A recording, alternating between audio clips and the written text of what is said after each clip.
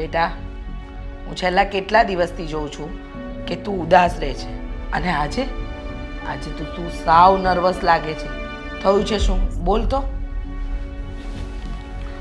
Mummy, હું એક છોકરીને પ્રેમ કરું છું અને એની સાથે લગ્ન કરવા માંગુ છું, પણ એ છોકરીનો ભાઈ અને એના મમ્મી સમજે છે કે હું ગરીબ છું અને એટલે જ મને એના ઘરમાંથી ધક્કા મારીને બહાર કાઢી મૂક્યો હતો. શું? પણ તારે કહી દેવાય ને કે તું કરોડપતિ ઘરનો દીકરો છે. અને મને એ પણ ન સમજાયું, છેલ્લા કેટલાય દિવસથી તું આવા સાદા કપડાં પહેરીને ફરે છે. હા, આ શું છે? તારી લાઈફસ્ટાઈલને શું થઈ ગયું છે? મને જણાવીશ? મમ્મી, અમીર જોઈને તો ગમે તે છોકરી પ્રેમ કરવા લાગે, પણ ગરીબ સાથે જે છોકરી પ્રેમ કરે ને એ સાચા દિલથી પ્રેમ કરતી હોય. અને જે મારા પૈસાને નહીં પણ મને પ્રેમ કરે ને એવી મારે છોકરી જોઈતી છે. શું એ છોકરી પણ તને પ્રેમ કરે છે? તું ગરીબ છે, તારી પાસે કંઈ નથી, એ જાણ્યા પછી પણ તને પ્રેમ કરે છે? હા, એ સાચે મને પ્રેમ કરે છે અને એ પોતાની સુખ સાહેબી છોડીને મારી સાથે રહેવા તૈયાર છે, અને એ પણ ભાગીને. શું? એને ખબર છે કે હું ગરીબ છું, છતાં પણ મારી સાથે રહેવા માટે એ ભાગવા પણ તૈયાર છે. હવે આનાથી સારી છોકરી મને કોઈ જગ્યાએ મળે? બેટા, તું ચિંતા ના કરીશ, ઉદાસ ના થઈશ. મમ્મી પ્લીઝ, તો પછી તમે કંઈક કરો ને. મારે એ છોકરી સાથે જ લગ્ન કરવા છે. તમે કંઈ પણ કરીને મારા લગ્ન એની સાથે કરાવી આપો. હા બેટા, પણ જણાવીશ એનું નામ શું છે? મીરા. મીરા. તું ચિંતા કર્યા વગર શાંતિથી સૂઈ જા. હું કાલે જ એના ઘરે જઈને વાત કરું છું. હા.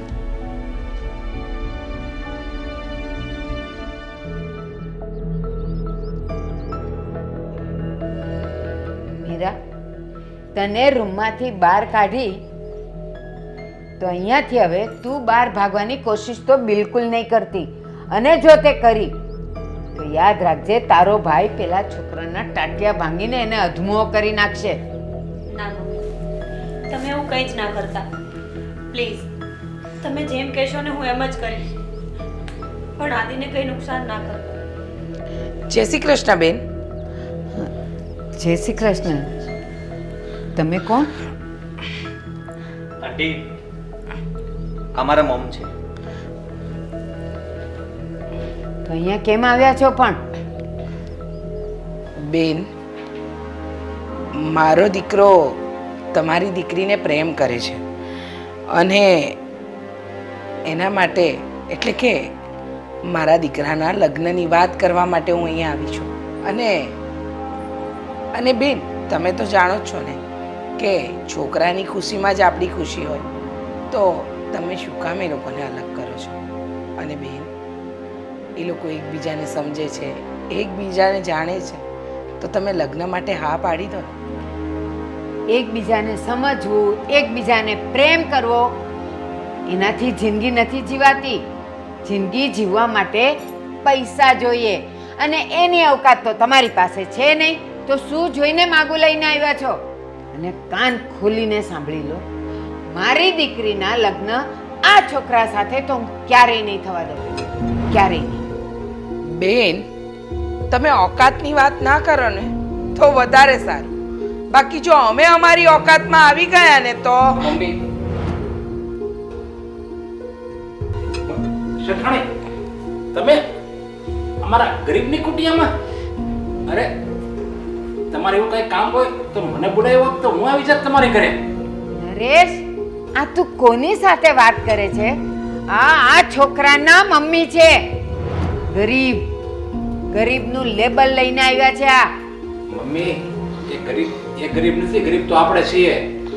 અને આ મારા શેઠાણી છે, ઓમકાર ઇન્ડસ્ટ્રીના માલિક છે. શું? અને હું એની જ કંપનીમાં મેનેજર છું. અને મને મેનેજરની જે પોસ્ટ આપીને એ આ શેઠાણીએ જ આપી છે. બહુ જ ઉદાર દિલના છે. કોઈની પણ ક્યારેય ભૂલ થઈ ગઈ હોય ને તો ઉદાર દિલ રાખીને કંઈ કહેતા નથી અને શીખવાડે છે. નરેશ, આ તમારી બેન મીરા છે ને? હા, આ મારી બેન છે. પણ શેઠાણી, તમે અહીંયા મારી ઘરે? આ મારો દીકરો આદિત્ય છે. ના નરેશ, તારી જ કંઈક ભૂલ થાય છે. આ આનો દીકરો હોઈ જ ના શકે. આ તો એક ગરીબનો. બસ, બહુ થયું. આ તમને કયા એંગલે ગરીબ લાગે છે તમને બધાને ખબર નહીં હોય, પણ આ મારો એકનો એક દીકરો અને ઓમકાર ઇન્ડસ્ટ્રીઝનો માલિક આદિત્ય છે. પણ જો આ તમારો દીકરો હોય અને આટલી મોટી ઇન્ડસ્ટ્રીનો જો એ માલિક હોય તો એ જેટલી વાર અમને મળ્યો છે એટલી વાર સાવ સાદા કપડામાં મળ્યો છે. અને આટલું સાદું જીવન એક શા માટે જીવે છે? શું કામ? વાત જાણે એમ છે ને કે મારો આદિત્ય નાનો હતો ને ત્યારે એના પપ્પાનું મૃત્યુ થયું. કરોડો રૂપિયા હોવા છતાં અમે એમનો જીવ ન બચાવી શકે. એ દિવસથી હું અને મારો દીકરો સાદું જીવન જ જીવીએ છીએ.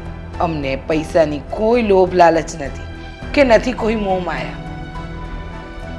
અને આ આખી ઓમકાર ઇન્ડસ્ટ્રીઝનો માલિક મારો દીકરો આદિત્ય છે. અને જ્યારે એના પપ્પાનું મૃત્યુ થયું ને ત્યારે આદિ તો સાવ નાનો હતો. એને તો કંઈ ખબર પણ નહીં હતી.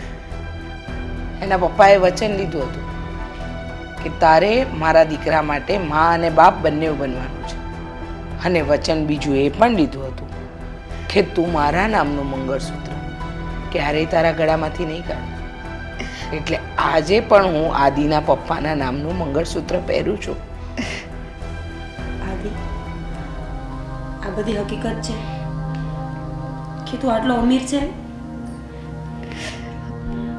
તો તે મારાથી ખોટું શું કામ બોલ્યું? શું કામ આવા ગરીબ હોવાના ઢોંગ તારે કરવા પડ્યા? અને આ લોકોએ તને ન બોલવાના વેણ બોલ્યા ને? કમસે કમ મને તો સાચું કહી દીધું હોત.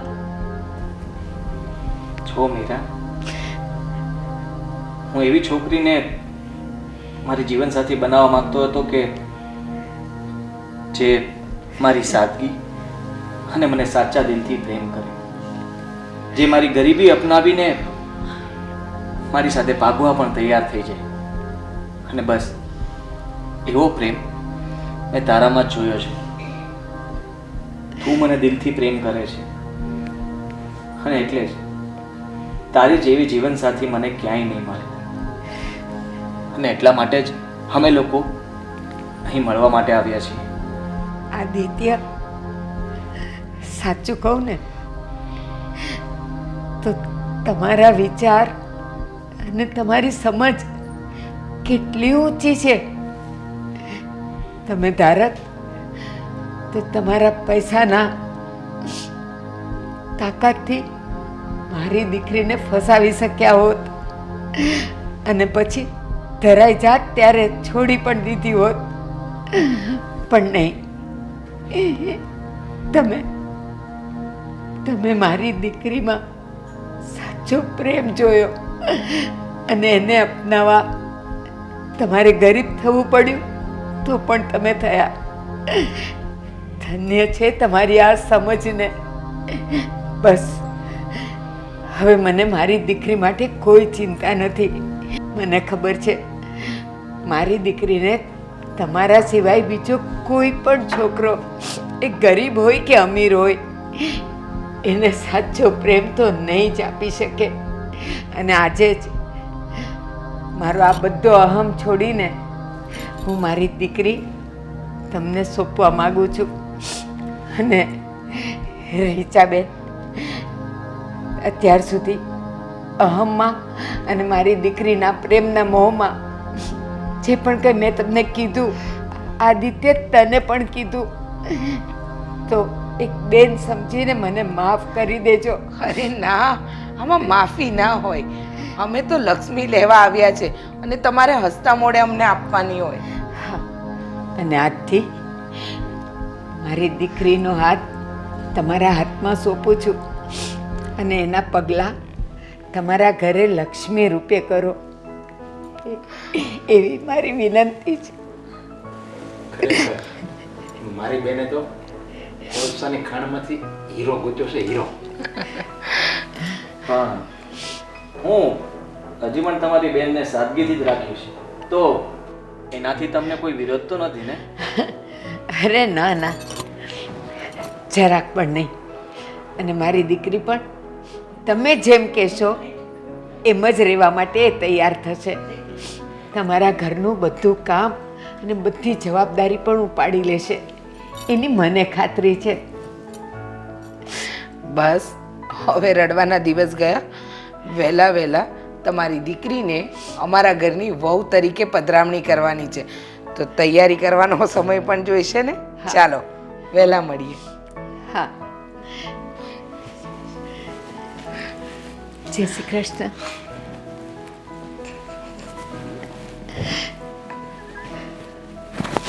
મીરા, કદાચ તારા માટે અમે કોઈ છોકરો શોધવા જાત ને તો પણ આનાથી સારો તો અમે ન જ શોધી શકત. તારી પસંદગી પર અમને નાશ છે. આપણે આદિનું કેટલું અપમાન કર્યું, હવે એની સામે નજર મેળવતો આપણો જીવ કેમ ચાલશે? ના નરેશ ના, આ બધું જો અજાણતા થયું. આપણે ક્યાં જાણતા હતા કે એની સાચી પરિસ્થિતિ શું છે?